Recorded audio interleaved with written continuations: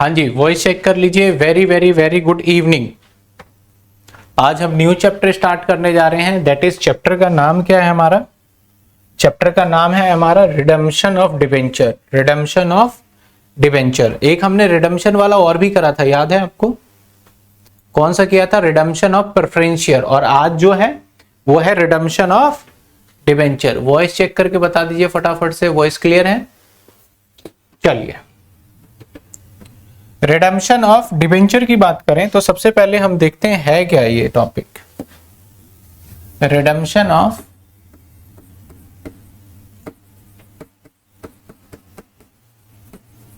Of debenture.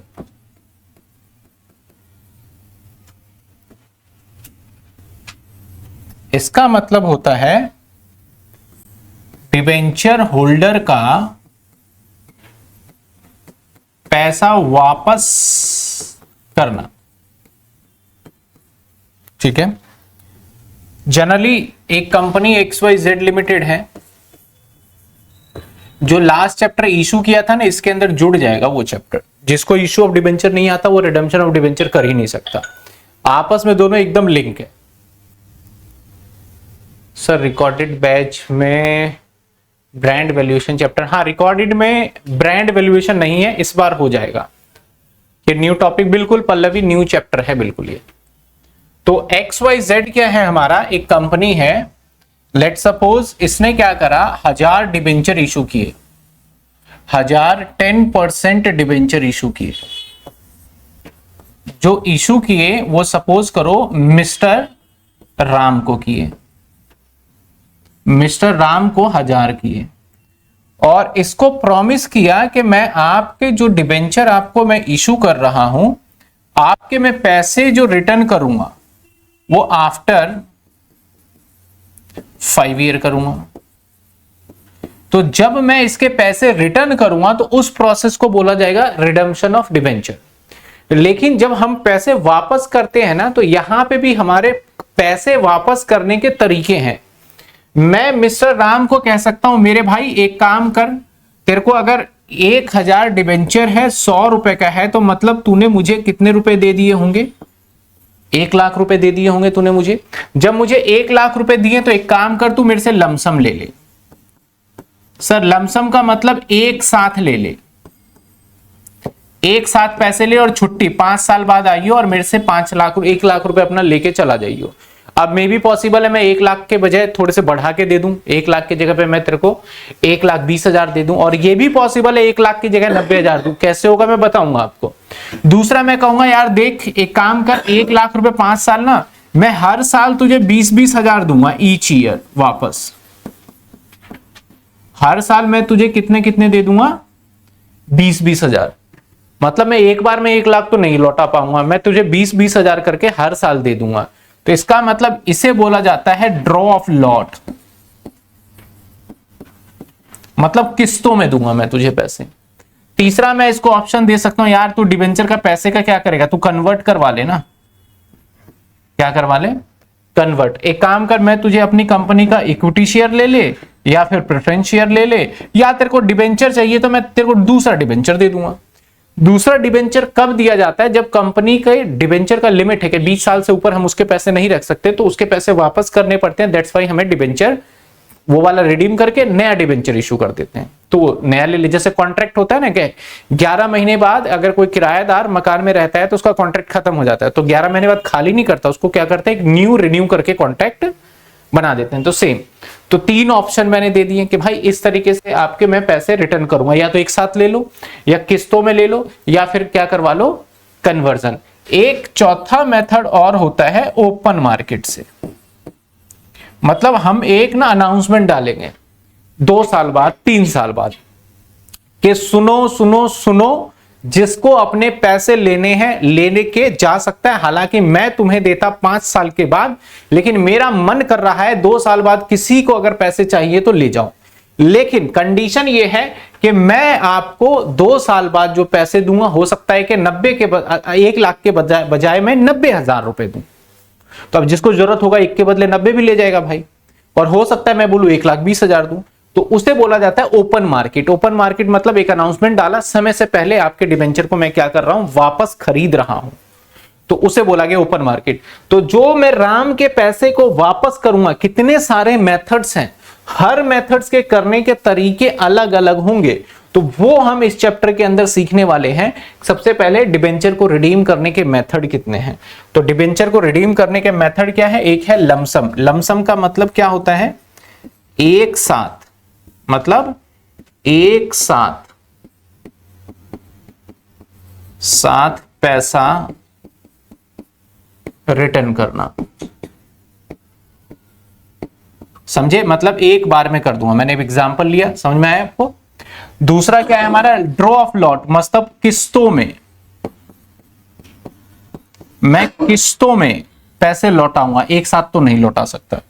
Conversion, conversion हमारे तीन जगह हो सकते हैं। हो सकता है कि मैं आपको दे दूं इक्विटी शेयर कैपिटल, हो सकता है मैं आपको दे दूं प्रेफरेंस शेयर कैपिटल, और हो सकता है मैं आपको दे दूं न्यू डिबेंचर। ये हो गया क्या, कन्वर्जन। एक तीसरा ऑप्शन ये है, और एक ऑप्शन है ऑन डिबेंचर, यानी ओपन मार्केट से।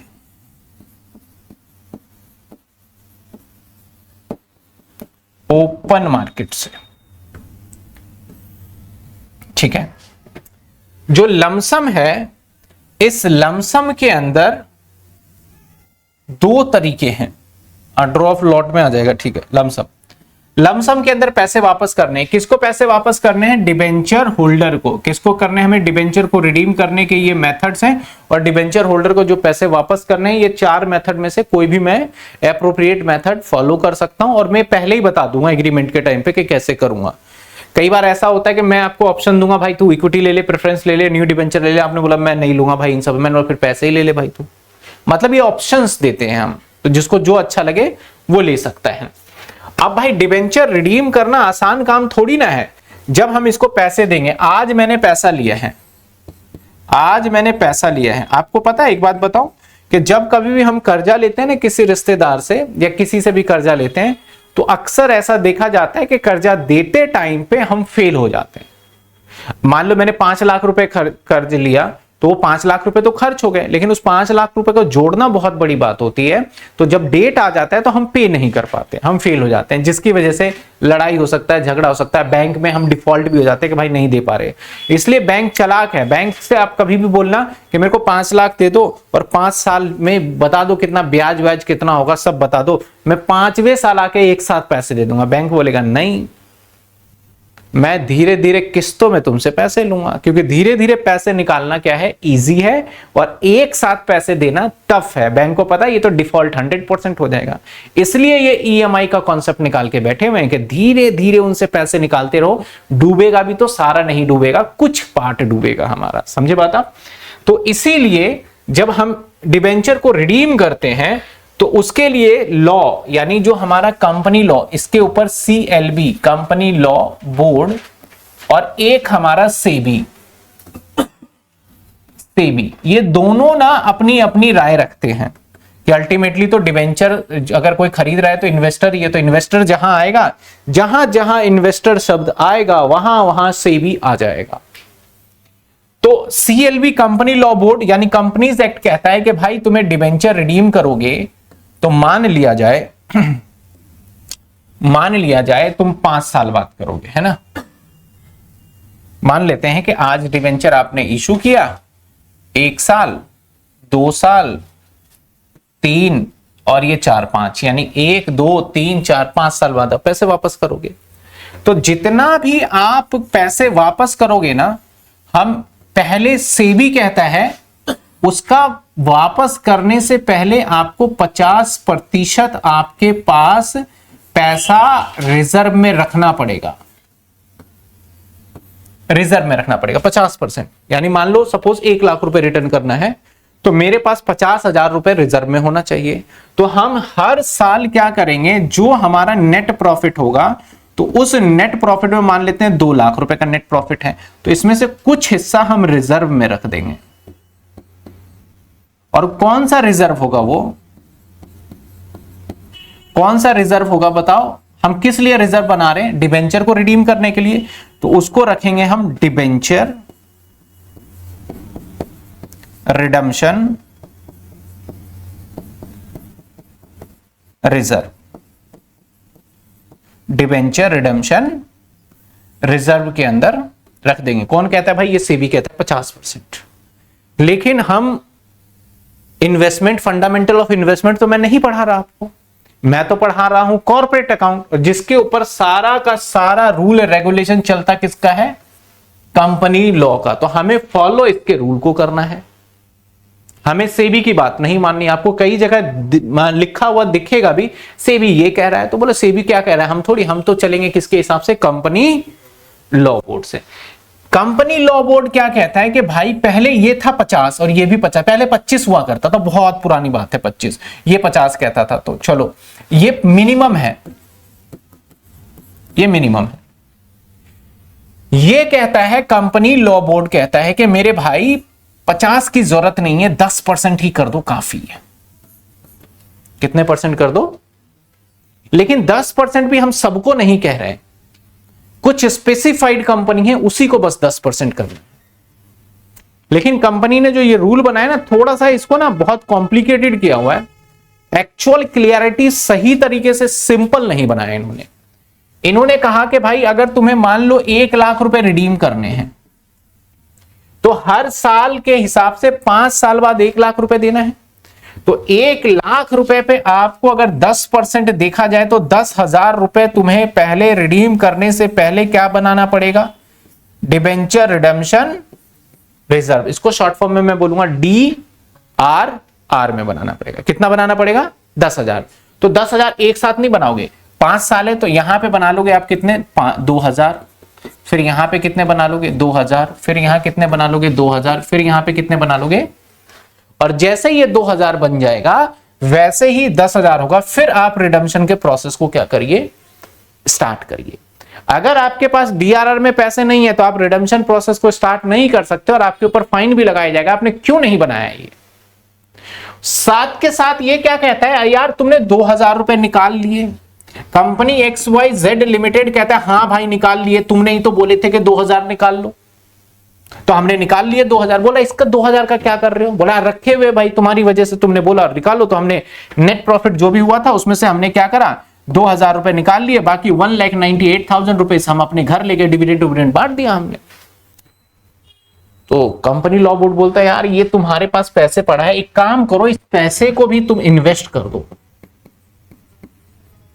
ताकि तुम्हारा पैसा एक तरीके से 5 सालों तक रखोगे अपने पास बिजनेस के अंदर, कोई फायदा बढ़ तो रहा नहीं, इन्फ्लेशन वैसे ही है। तो इस पैसे को आप क्या कर दो? जाके इन्वेस्ट कर दो। कहां पे कर दो? डिबेंचर रिडम्पशन इन्वेस्टमेंट, DRI में। यानी कंपनी लॉ, सेबी की कोई बात नहीं मानेंगे हम। कंपनी लॉ क्या कहता है कि भाई तुम 10% निकालो और इन्वेस्टमेंट कर दो। कहां इन्वेस्टमेंट कर दो? डिबेंचर रिडम्पशन इन्वेस्टमेंट में। लेकिन देखो कहता क्या है? 10% निकालो और 15% इन्वेस्टमेंट करो, ये बोल रहा है। ये कितना निकालो? 10% और इन्वेस्टमेंट 15%। तो यार बड़ा पागल बंदा है ये। बोल रहा है 10% निकाल के 15%, 2,000 है तो 2,000 इन्वेस्ट करूंगा ना। तो यहां पे थोड़ा लॉ को इन्होंने क्लियरिटी नहीं किया है, तो रूल के हिसाब से तो 10 बोला गया, लेकिन हम क्वेश्चन जब करेंगे तो ऑलवेज हम पता है कितने परसेंट कर लेंगे? 15%, क्योंकि इन्वेस्टमेंट हमें 15% से कम नहीं कर सकते। बोला गया पैसे निकालने की जो तारीख है नेट प्रॉफिट में से, वो हर साल के 31 मार्च को निकालना और अगले दिन इन्वेस्टमेंट कर देना आप। और इन्वेस्टमेंट करने की जो तारीख रहेगी वो 30 अप्रैल तक दिया गया आपको। 31 मार्च को निकालूंगा, उसके बाद 30 दिनों तक ढूंढो कहां। और जो इन्वेस्टमेंट भी गवर्नमेंट ने स्पेसिफाइड कर रखा है कि इस एरिया में इन्वेस्टमेंट करना है। तो ये जब आप पैसे निकालोगे, इन्वेस्ट करोगे, फिर पैसे निकालोगे, फिर इन्वेस्ट करोगे, फिर पैसे निकालोगे, इन्वेस्ट करोगे, तो इस तरीके से आपके पास पैसा इकट्ठा हो जाएगा। और जब आपको रिडीम करना होगा तो आपको चिंता करने की जरूरत नहीं, आप इजीली उसका क्या कर पाओगे? पे कर पाओगे। लेकिन इजीली तो होगा नहीं, 10-15% में क्या होना है? मेरे हिसाब से सेबी इसलिए 50% पे स्ट्रिक्ट रहता है कि भैया ज्यादा निकालो आप, ठीक है ना। तो हम डिबेंचर को जब रिडीम करते हैं ना, तो इस रिडीम करने के लिए ये हमें एक बाउंडेशन है कि हमें क्या बनाना पड़ेगा सर? Debenture redemption reserve. इसी का एक और बहुत प्यारा सा नाम है जो एग्जाम में बार बार बोलते हैं, that is a sinking fund. Sinking fund, इसी का नाम है सिंकिंग फंड। अगर जिसके कॉलेज में हुआ होगा उन्होंने नाम डेफिनेटली टीचर ने सुनाया होगा, सिंकिंग फंड। तो सिंकिंग फंड इसी का नाम है। डिबेंचर रिडेम्पशन रिजर्व का ही दूसरा नाम क्या है हमारा, सिंकिंग फंड। तो सिंकिंग फंड के अंदर बेसिकली हम इस वाले के अंदर हमें अकाउंट भी बनाने को आ सकता है और जर्नल भी हो सकता है, ठीक है ना। तो सर डीआरआर कब बनाने नहीं बनाए, अभी तक कंपनी लॉ बोर्ड ने इतनी खिचड़ी बना दी, पहले बहुत आसान था। अब इन्होंने बोला भाई डीआरआर ना कब बनाओगे, अब डिवेंचर को जब आप रिडीम करोगे तो दो तरीके हो सकते हैं, तीन तरीके हो सकते हैं रिडीम करने के। रिडीम करने के कितने तरीके हो सकते हैं, तीन। या मैं तुम्हें अपने प्रॉफिट में से पैसे निकाल के दे दूं, दूसरा मेरे पास कोई एसेट्स है उसको बेच के पैसे दे दूं, तीसरा मैं पैसे ही ना दूं, मैं कन्वर्ट करवा दूं, मतलब डिवेंचर के बदले क्या दे दूं, शेयर। तो डिवेंचर को रिडीम करने के अगर देखा जाए तो तीन तरीके हैं।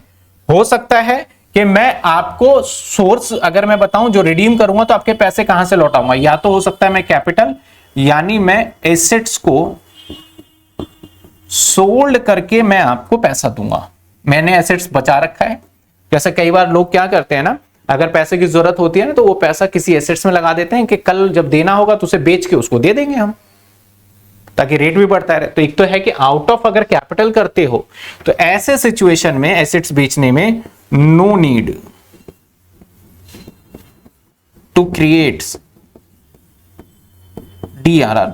लॉ बोलती है आपको डीआरआर नहीं बनाना, क्योंकि आपके पास आपके एसेट्स आपने संभाल रखे हैं और आप इंतजाम थोड़ी ना करोगे पैसे का, आप बेचोगे और उसको दे दोगे जाके, है ना। तो फिर डीआरआर वीआरआर के चक्कर में मत पड़ो। अगर आउट ऑफ प्रॉफिट बोल रहे हो कि हम कमा कमा के लौटाएंगे, तो भैया आपको तो डीआरआर बनाना होगा और उसके बाद डीआरआई भी करना होगा। ये डीआरआर आपका रिजर्व होगा और ये डीआरआई आपका इन्वेस्टमेंट होगा। ये रिजर्व कब करना होगा मेरे भाई, 31/3 को, और ये कब करना होगा, 30 अप्रैल को। समझ में आए कितने परसेंट सर, मैंने बता दिया आप 15% करके चलोगे। 10% वाला जो क्राइटेरिया है वो मिनिमम है, मैक्सिमम चाहे आप 100 बना लो, क्वेश्चन गलत नहीं हो सकता, वो मिनिमम है। अब दूसरा कहता है थ्रू कन्वर्जन। तो कन्वर्जन का मतलब मैं डिबेंचर लूंगा और बदले में मैं आपको क्या दे दूंगा, शेयर्स दे दूंगा, है ना। इसी को कन्वर्जन बोलेंगे। तो मुझे पैसे का इंतजाम करना है क्या इस प्रोसेस में, नहीं करना। दैट्स वाई यहां पे तो पैसे का इंतजाम ही नहीं करना। तो आप बताओ मुझे डीआरआर बनाना पड़ेगा या नहीं बनाना पड़ेगा, बनाना पड़ेगा या नहीं बनाना पड़ेगा, नहीं बनाना पड़ेगा। सिंपल सा कॉन्सेप्ट लो ना, जहां मुझे इंतजाम करना पड़ेगा वहां डीआरआर की जरूरत है, जहां हमारे पास पहले से ही सारी चीजें अवेलेबल है, बस दे देंगे जब भी आएगा, तो हमें कोई तैयारी ही नहीं करनी।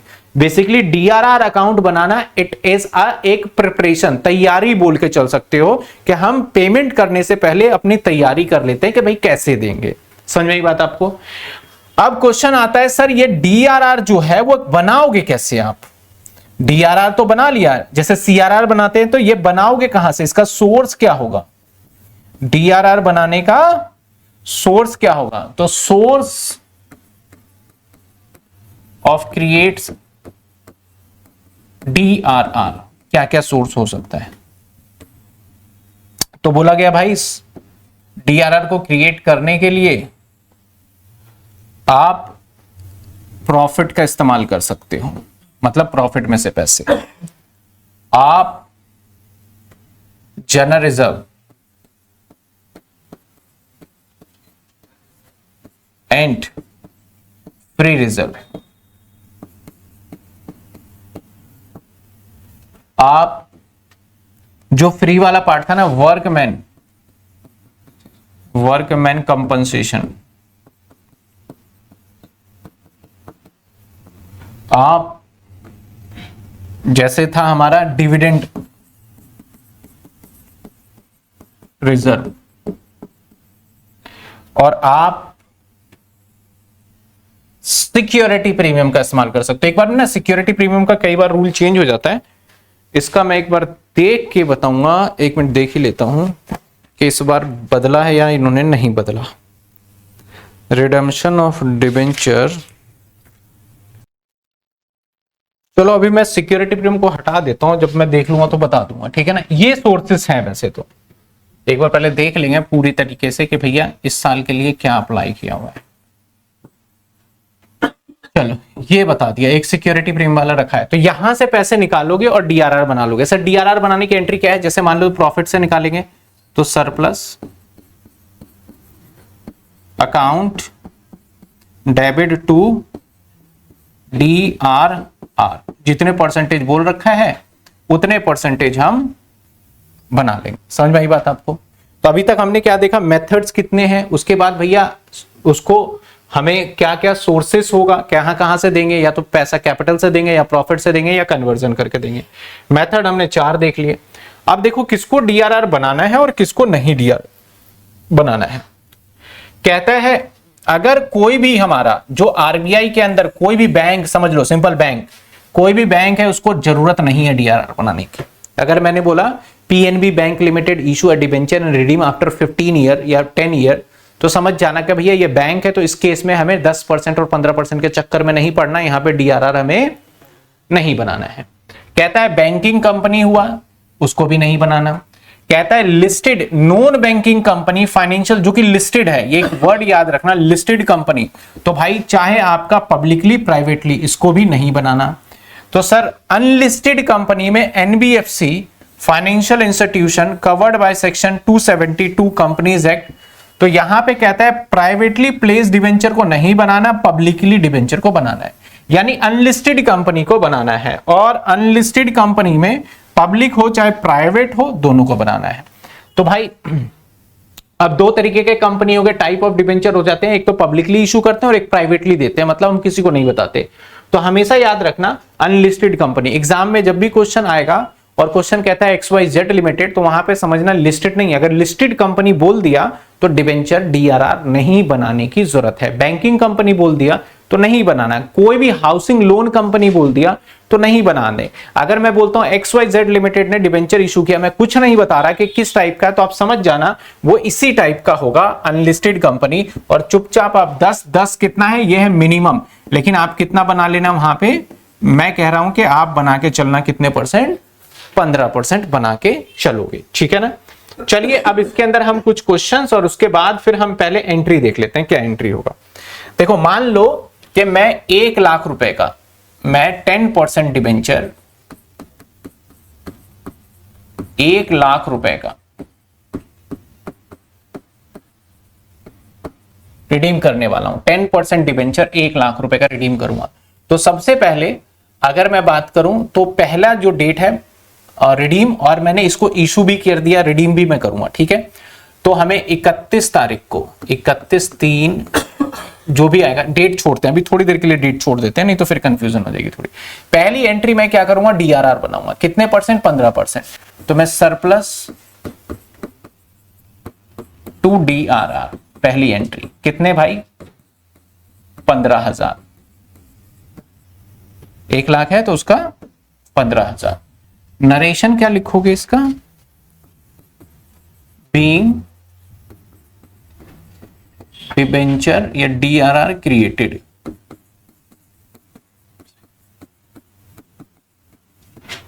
Out of profit.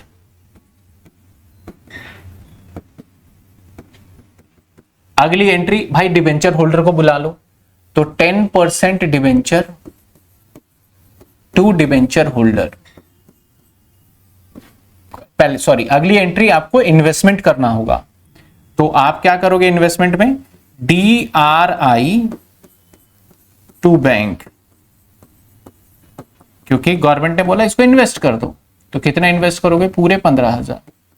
मैं लमसम वाली एंट्री कर रहा हूं, मंथली वाली या वो नहीं कर रहा मैं।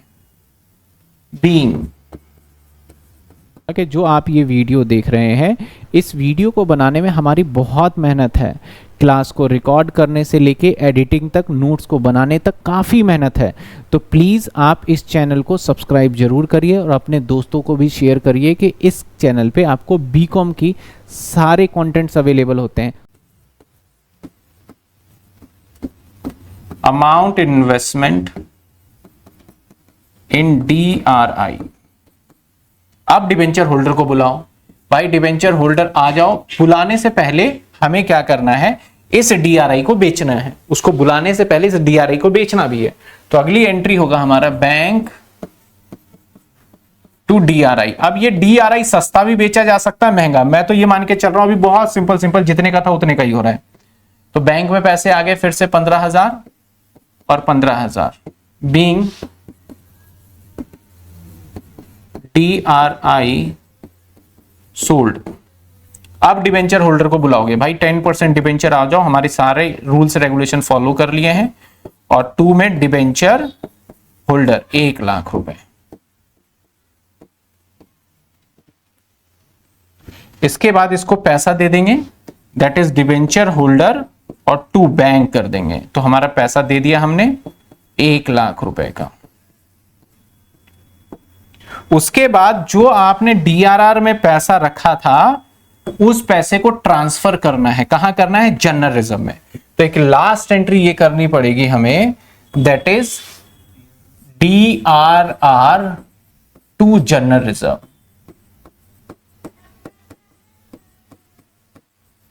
DRR टू जर्नल रिजर्व कितने रुपए भाई, 15,000।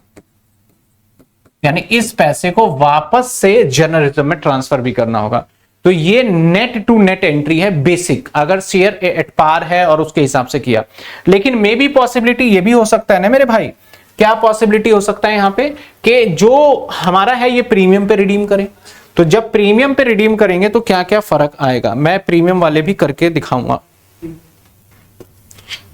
और डिस्काउंट वाले भी करके दिखाऊंगा। भाई अगर प्रीमियम पे हुआ, मैंने कहा रिडीम किया एट 10% प्रीमियम, ऐसे सिचुएशन में ये सब सेम चलने वाला है।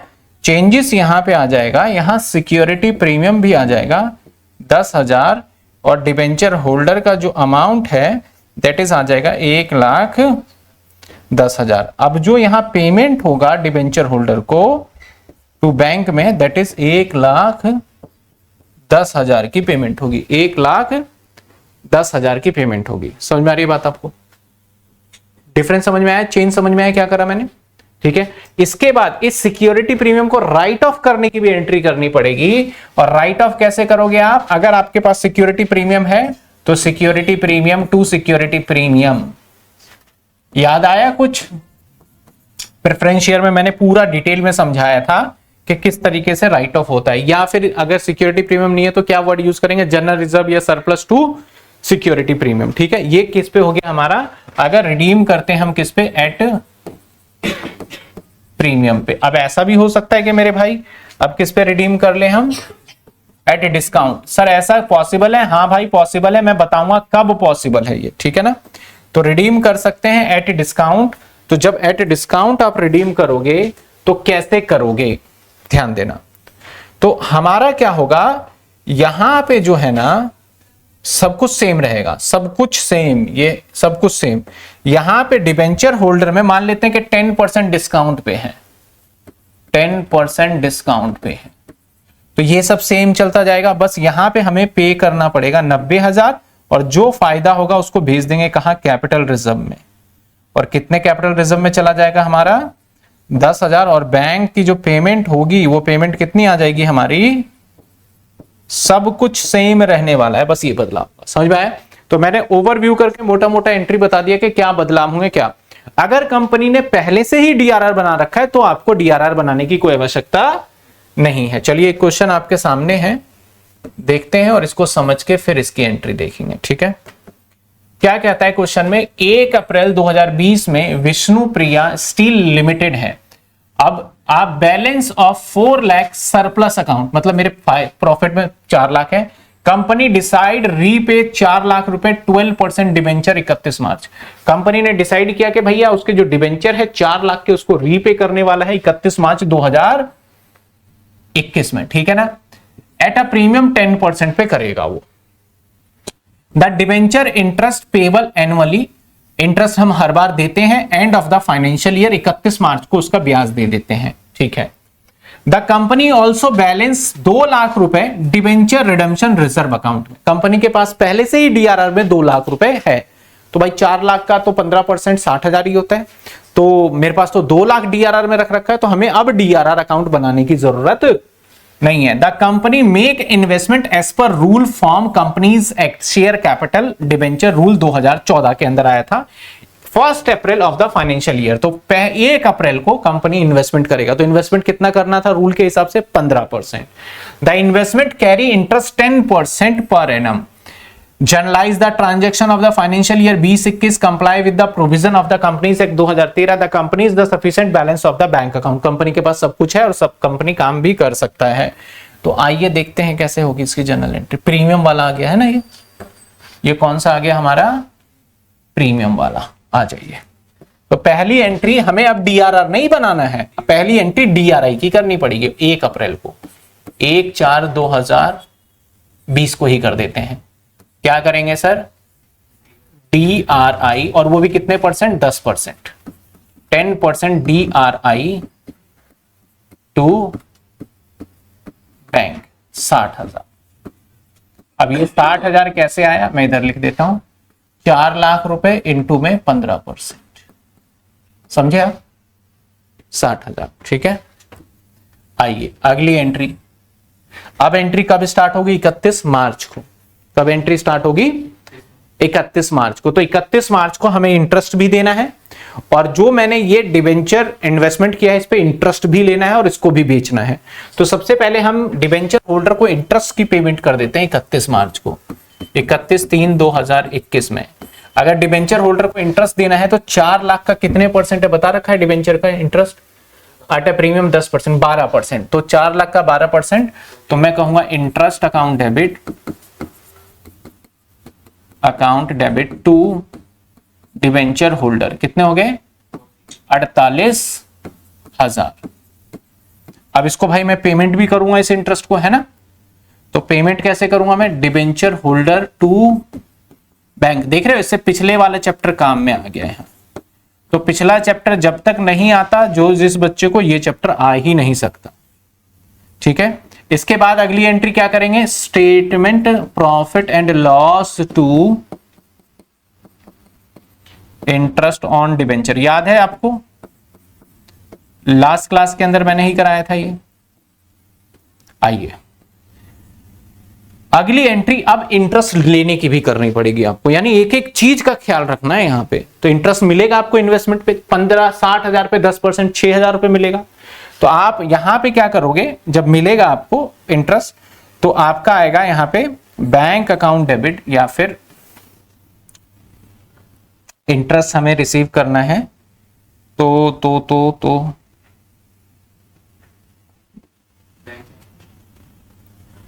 बैंक ही कर लेते हैं, bank account debit to interest on DRI. कितने मिलेंगे इस 60,000 पे, क्योंकि ये 10% कैरी कर रहा है, 6,000। बात आई समझ में। नरेशन में बताता जाता हूं, DRI investment interest due on debenture, interest paid on debenture, interest transfer P&L, interest receive on DRI. ठीक है ना, आप लिख लीजिएगा ये। इसके बाद इसी इंटरेस्ट को P&L में भेज देंगे, तो क्या होगा, हमारे इंटरेस्ट को P&L में भेजेंगे तो interest account debit interest on debenture to statement profit and loss.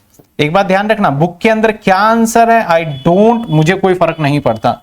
मैं आपको रियलिटी में जो जो चीजें होगा और आपको विजुअल होगा। मैं अगर यहां पे इंटरेस्ट की एंट्री ना करूं और 2 क्वेश्चन के अंदर करके दिखा दूं, फिर आप ही का क्वेश्चन उठ जाता है वहां पे कि सर पहले क्यों नहीं किया था। तो मैं पहले ही सारे फॉर्म लेके चलूंगा। बुक वाले कई बार करते हैं, कई बार नहीं करते हैं, तो वो कंफ्यूजन क्रिएट होती है। क्लियर है यहां तक। तो अब हम क्या करेंगे, डीआरआई को बेच देंगे। अब किसको बेच देंगे हम, डीआरआई को। कब बेचेंगे, 31/3/2021 को ही। मैंने कहा बैंक में पैसा आ गया और 2 में क्या आ गया हमारा, डीआरआई। ध्यान रखना है, आज मैं ज्यादा नहीं कराऊंगा आपको, लेकिन आपको ध्यान रखना है कि कैसे कैसे स्टेप्स चल रहे हैं ये। जैसे ही मैंने डीआरआई को बेचा, उसके बाद डिबेंचर होल्डर को बुला लो। तो भाई 12% डिबेंचर, दैट इज 4 लाख रुपए। उसके ऊपर का सिक्योरिटी प्रीमियम, दैट इज कितने परसेंट सिक्योरिटी प्रीमियम था, 10%। तो इस 4 लाख का 10% 40,000। और भाई डिबेंचर होल्डर मैं तुझे पैसे दूंगा 4 लाख, 40,000। सर डीआरआर तो नहीं बनाया भाई, डीआरआर पहले से इनके पास बना हुआ है, दैट्स वाई मैंने नहीं बनाया। अगली entry debenture holder to bank, कितने पैसे दे दोगे इसको? 4,40,000। ये स्टेप्स दिमाग के अंदर आपके फॉर्म होना चाहिए कि अब ये हो रहा है, अब ये हो रहा है। अगर आप इसमें सोचोगे ना शेयर कैपिटल के जैसे या प्रेफरेंशियल, ये 4 एंट्री नहीं, स्टेप्स आपको पता होना चाहिए। किसके बाद ये स्टेप है, ये स्टेप है, ये स्टेप है। इसके बाद क्या होगा भाई, अब आपको सिक्योरिटी प्रीमियम राइट ऑफ करना पड़ेगा, सरप्लस और टू सिक्योरिटी प्रीमियम। कितने रुपए का सिक्योरिटी प्रीमियम था? 40,000 रुपए का। अब इसके बाद क्या करेंगे हम, लास्ट एंट्री, क्योंकि हमने डीआरआर पहले बना रखा था, डीआरआर पहले बना रखा था, तो जितना डीआरआर बना रखा होगा सबको जीआर में भेजना पड़ेगा आपको। तो डीआरआर टू जितना बना रखा था, तो आपने कितने बना रखे थे भाई? 2 लाख, तो पूरे 2 लाख भेज देंगे। ऐसा नहीं कि 15% भेजना है। जीआर में भेजने का मतलब होता है कि भाई जितना बना रखा है सारा भेजो, और उस साल भेजना है आपको जीआर में जिस साल रिडीम करोगे। मान लो मैं 5 सालों वाला इंस्टॉलमेंट वाला जब मैं आगे क्वेश्चन कराऊंगा, तो अगर मुझे 5 सालों में मैं रिडीम कर रहा हूं, तो देन मैं एक बार में नहीं, हर साल नहीं जीआर में भेजूंगा, 5वें साल जाके सबको क्लब करके भेज दूंगा मैं जीआर में। समझ में आई बात आपको? तो ये हमारा बेसिक एंट्री होने वाला था। किसका? क्वेश्चन नंबर हमारा था, तो आपके इलस्ट्रेशन बुक में 2 है, आउट ऑफ प्रॉफिट का था। यहां क्वेश्चन में देखोगे कहीं नहीं बोला लिस्टेड, कहीं नहीं बोला बैंकिंग, तो हमने इसलिए हम नॉर्मल क्वेश्चन अनलिस्टेड मान के हमने कर दिया। नरेशन देख लो क्या होगा इसका, डीआरआई इन्वेस्टमेंट क्या होगा, interest due, interest paid, PNL में transfer, interest receive, interest transfer to PNL receive, bank से सोल्ड कर दिया DRI, amount due, amount paid, security premium return off, DRI transfer to DRR, तो DRR transfer to GR, GR मतलब general reserve में हमने क्या करा यहां पे ट्रांसफर कर दिया। तो ये था हमारा पूरा एक सिंपल सा क्वेश्चन। इस क्वेश्चन को करने के बाद आपको जस्ट एक एंट्री गो थ्रू करना पड़ेगा और समझ में आएगा। हाँ, यहां क्वेश्चन कहता कि कंपनी ने इशू किया है डिबेंचर, तो हमें इशू की भी एंट्री करनी पड़ती है स्टार्टिंग के अंदर, जो 2 एंट्री स्टार्टिंग की होती है, bank to debenture, application debenture, तो उसके हिसाब से हमें चलना पड़ता। तो इशू नहीं बोला तो दैट्स वाई, क्योंकि कंपनी ने बोला मेरे पास कंपनी रिडीम कर रही है डायरेक्ट, तो भाई इशू जब किया होगा तब एंट्री हो गई होगी। अभी तो फिलहाल हम रिडम्पशन की एंट्री करेंगे। लेकिन अगर इसी क्वेश्चन में कहता है कंपनी ने 1 अप्रैल 2010 को इशू किया था, नाउ रिडीम कर रही है, तो उसके हिसाब से हमें इशू की भी एंट्री करनी पड़ जाती। देख लीजिए, किसी को कोई डाउट है इसमें तो बताइए मुझे। किसी को कोई डाउट है? Sir interest on bank can be credit DRR, interest of bank can be credit DRR, नहीं, इंटरेस्ट ऑन बैंक का कोई लेना देना नहीं है डीआरआर से। सर डायरेक्टली डीआरआर से पे नहीं कर सकते? हाँ, एक क्वेश्चन आया पीयूष का कि सर डीआरआर से पे नहीं कर सकते। अब ध्यान दीजिएगा, मैं एक चीज समझाना चाहूंगा। ये ना काफी बच्चों को जब हम पूरा समझाते हैं ना, तो इतनी बार हमें डीआरआर समझाना पड़ता है ना कि दिमाग में फिट हो जाता है कि डीआरआर से पे। देखो, शेयर कैपिटल है 10 लाख रुपए, जनरल रिजर्व है हमारा 5 लाख रुपए, और हमारा मान लेते हैं फिक्स एसेट्स है 2 लाख रुपए, और कैश मान लेते हैं हमारे पास है 13 लाख रुपए। टोटल बैलेंस शीट का क्या हो गया हमारा 15 लाख रुपए, और ये टोटल कितना हो गया हमारा 15 लाख रुपए, यही हो गया टोटल 15 लाख रुपए। अब एक चीज ध्यान दो आप, अब ध्यान ये देना है कि मैंने कहा एक यहां पे मैं डिबेंचर भी ले लेता हूं। डिबेंचर है 1 लाख रुपए, और कैश को मैं 14 लाख कर रहा हूं यहां पे, और ये वाला टोटल हमारा हो गया दैट इज 16 लाख। ध्यान देना, ये चीजें ना काफी दिक्कत देता है बच्चों को, और ये चीजें ना कॉन्सेप्ट क्लियरिटी होता ही नहीं है। तो एक बात ध्यान रखना, जो चीजें मैं अभी भी पढ़ा रहा हूं ना, यही चीजें आपके सीए में आगे, जिन बच्चों के सीए में मल्टीपल अटेम्प्ट्स लगते हैं उनके इसलिए लगते हैं कि वो ना 12th के बाद ही सीए करने लग जाते हैं। विदाउट मैच्योरिटी के आप मैच्योर वाले कोर्स में घुसने की कोशिश करते हो, क्योंकि सीए एक प्रोफेशनल है और वो एक मैच्योर्ड कोर्स है, और आपकी मैच्योरिटी होती नहीं है। आप 12th के बाद चाहते हो कि हम घुस के एक बार देख लें, तो इसी वजह से बहुत बच्चों की क्या होती है, उसके अंदर क्लियर वन टाइम में नहीं होता। जो बच्चे पोस्ट ग्रेजुएट करके या बीकॉम करके प्रॉपर करता है, उसका एक अटेम्प्ट में क्लियर होता है, इस बात का ध्यान रखना। हाँ, 10% एक्सेप्शन मान सकता हूं कि 12th के बाद वाले क्लियर एक बार में कर जाते हैं, बाकी नहीं कर पाते हैं, क्योंकि वो मैच्योरिटी लेवल आती नहीं है समझने वाली, अंडरस्टैंडिंग बिल्डअप ही नहीं होता। 12th के बाद ये सारी चीजें कहां से बिल्डअप कर पाओगे आप?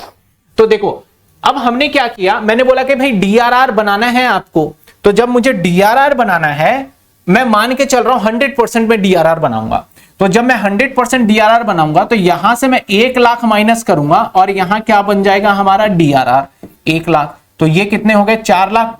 कहानी तो वही चला, हमारा टोटल 16 लाख और 16 लाख है।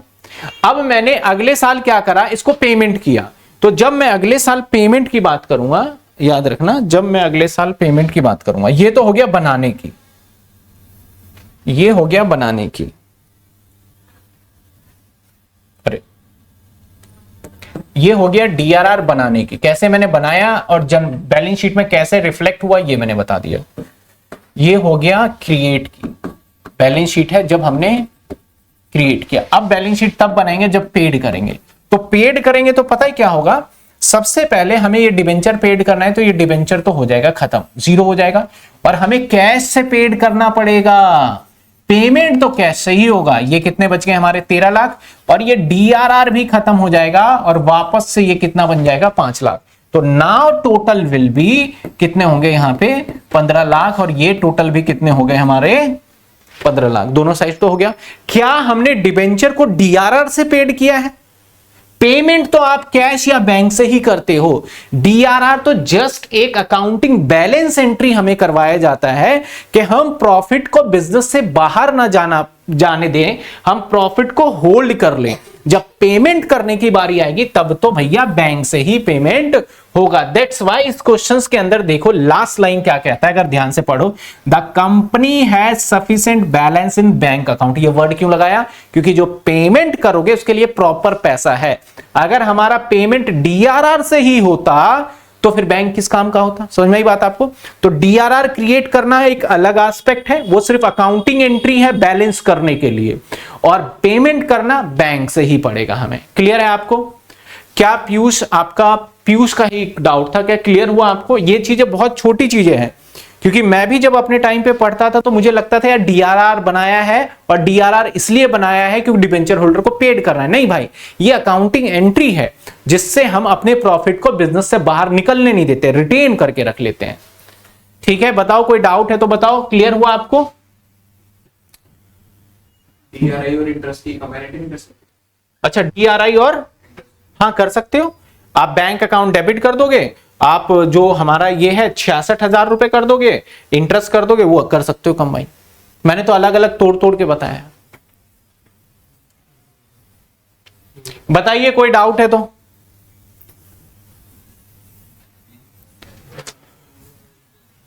हाँ जी बताइए कोई डाउट।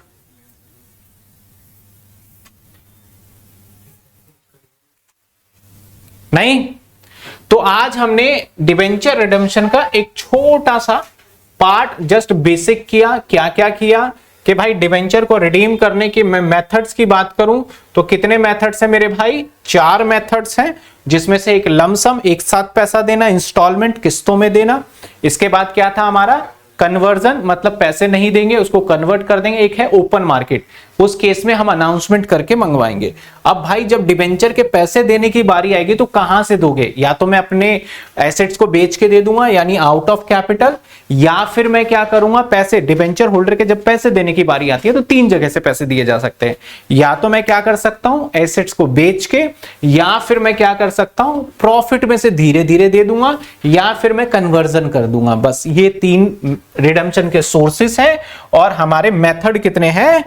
4 हैं। इस बात का ध्यान रखिएगा। सर डीआरआर कहां से क्रिएट करेंगे? प्रॉफिट से कर लो, जनरल रिजर्व से कर लो, वर्कमैन कंपनसेशन, डिविडेंड, जो भी हमारे पास एक्स्ट्रा रिजर्व का पैसा है उससे हम क्या कर सकते हैं? डीआरआर क्रिएट कर सकते हैं। कितना डीआरआर क्रिएट करना है सर? 10% लॉ कहता है, हम कितना क्रिएट करेंगे? 15%, और उसी को इन्वेस्टमेंट कहां कर देना है हमें? डीआरआई में। कब इन्वेस्टमेंट करना है? 30 अप्रैल तक इन्वेस्टमेंट करने की डेट है, जो कि उसके पहले पहले आपको कर देना है। ठीक है, ये कुछ एंट्री था हमारा जो कि हमने देख लिया। यहां तक मेरे हिसाब से हर किसी को क्लियर हो जाना चाहिए। अगली क्लास तो कल ही है, कल इसके आगे हम इंस्टॉलमेंट वाला करेंगे, जो ड्रॉ ऑफ लॉट वाला है ना, क्योंकि उसके अंदर मल्टीपल, ये 1 साल की एंट्री, अगर 5 साल में करेंगे ना हम तो 5 बार इतनी एंट्री करनी पड़ेगी, बस ये फर्क है। क्योंकि पहले 20,000 रिडीम करेंगे तो उसकी भी सारी एंट्री ये होनी है, बस 1-2 एंट्री रिड्यूस हो जाएगा, डीआरआई सोल्ड नहीं करेंगे। फिर अगले बार करेंगे फिर यही एंट्री होगा, फिर अगले बार, तो यानी 5 साल में करेंगे तो 5 बार हमें करनी पड़ेगी ये एंट्री। बस नंबर ऑफ एंट्री इंक्रीज हो जानी है, कॉन्सेप्ट यही रहना है हमारा, ठीक है ना। इसके बाद अगला कॉन्सेप्ट आता है हमारा सिंकिंग फंड का, लेकिन हम सिंकिंग फंड को लास्ट में करेंगे, उससे पहले हम कन्वर्जन और ओपन मार्केट कर लेंगे, फिर लास्ट में हम सिंकिंग फंड करेंगे। क्लियर? तो चलिए आज की क्लास को यहीं फिनिश करते हैं, मिलते हैं हम अगली क्लास में। Good night, take care. और नेक्स्ट क्लास यानी कल हमारी क्लासेस की जो टाइमिंग रहेगी वो रहेगी 7 बजे, क्योंकि आज एक्स्ट्रा क्लास ले रहा हूं इसलिए मैंने 8 बजे लिया। कल रखूंगा कितने बजे मैं? 7 बजे। और 7 बजे मैं करवाऊंगा टू बी कंटिन्यू कौन सा? ड्रॉ ऑफ लॉट वाले क्वेश्चंस, ठीक है। चलिए गुड नाइट, मिलते हैं अगली क्लास में।